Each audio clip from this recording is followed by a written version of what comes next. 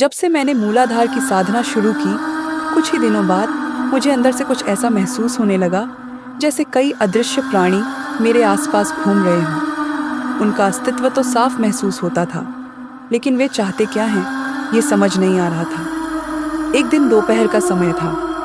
मैं अपने कमरे में तख्त पर लेटा हुआ था। पश्चिम की खिड़की से धूप आ रही थी। चारों ओर सन्नाटा था।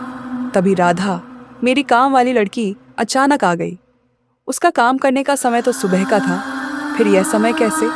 मुझे हैरानी हुई। शायद कुछ मांगने आई होगी, ऐसा सोचा।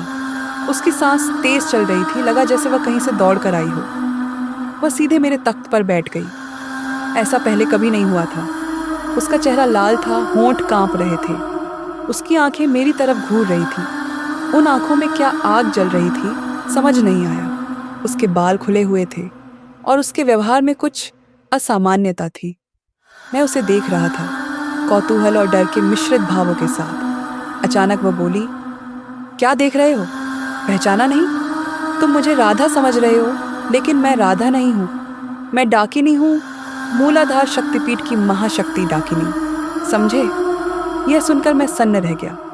समझ गया कि डाकिनी ने राधा के शरीर में प्रवेश कर लिया है। वह अपने बालों को बांधती हुई बोली, तुम जैसे लोग सोचते हो कि सब कुछ मुफ्त में मिल जाएगा, लेकिन ऐसा नहीं होता।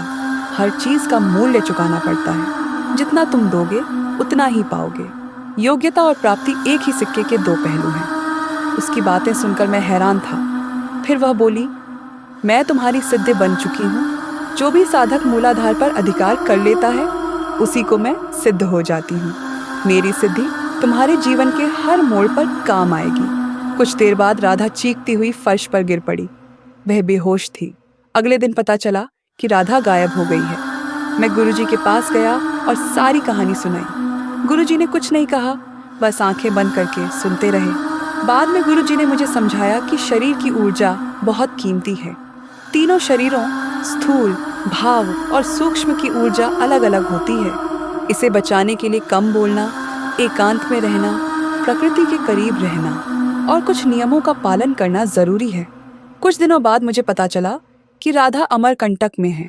मैं वहां गया और उसे सन्यासिनी के रूप में पाया। उसके शरीर में अब भी डाकिनी थी।